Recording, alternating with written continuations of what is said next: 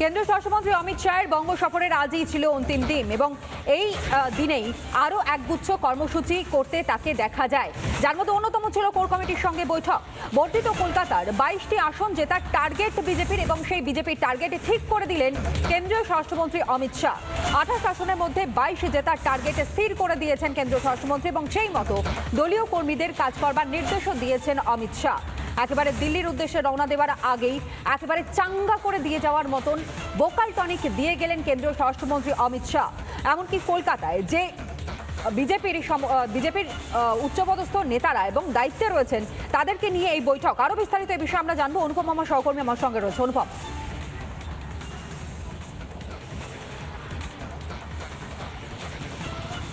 দেখো, তোমায় জানি রাখি আজকে কেন্দ্রীয় স্বরাষ্ট্রমন্ত্রী অমিত শাহ তার সফরের শেষ দিন ছিল কলকাতায় এবং আজকে তিনি মূলত শক্তি প্রমুখ যারা রয়েছেন অর্থাৎ বুথ স্তরে যারা কাজ করছেন তাদের সাথে একটা ক্লোজ ডোর মিটিং করেন এবং সূত্র আমাদেরকে যেটা জানাচ্ছে যে এই বৈঠকেই অমিত শাহ বলেছেন কলকাতার যে 28টা বিধানসভা সিট রয়েছে তার মধ্যে 22টা সিটকেই কার্যত বিজেপিকে টার্গেট করতে হবে এবং এই 22টা আসন জিততে হবে।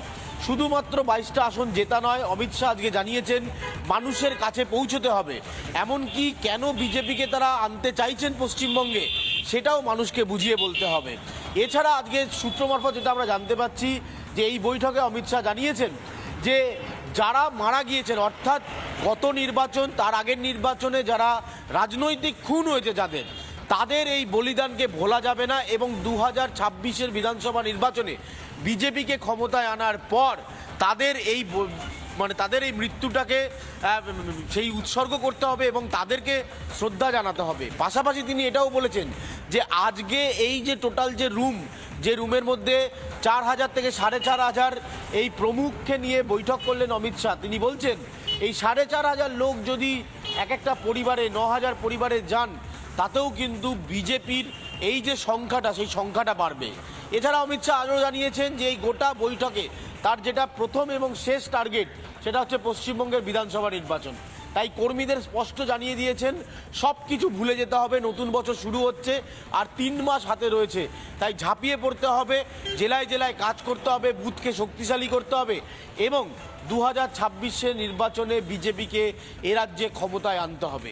এই একগুচ্ছ নির্দেশিকা আজকে একেবারে ঠিক করে দিয়ে গেলেন কেন্দ্রীয় স্বরাষ্ট্রমন্ত্রী অমিত শাহ।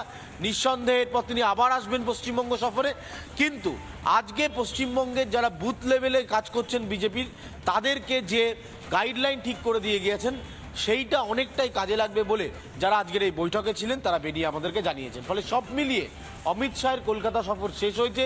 3 দিন লাগাতার মিটিং করেছেন রাজ্য নেতৃত্ব, জেলা নেতৃত্ব, কোর কমিটি এবং আজকে যে শেষ মিটিংটা তিনি করে গেলেন সেখান থেকে এই একগুচ্ছ গাইডলাইন তিনি দিয়ে গেছেন তার দলের নেতাকর্মীদের।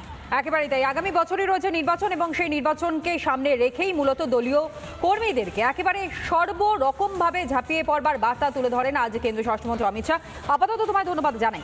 একটার পর একটা ব্রেকিং এই মুহূর্তে আপনাদের সামনে আমরা তুলে ধরছি। আপনারা জানেন যে 29 তারিখেই কেন্দ্রীয় স্বরাষ্ট্রমন্ত্রী অমিত শাহ তিনি এসেছেন এবং 3 দিনের এই বঙ্গ সফরের আজই ছিল শেষ দিন, যেখানে তিনি একটার পর একটা বৈঠক করেছেন এবং একই সঙ্গে আপনাদের জানাই যে লক্ষ্য স্থির করে দিয়েছেন রীতিমতন দলীয় কর্মীদের।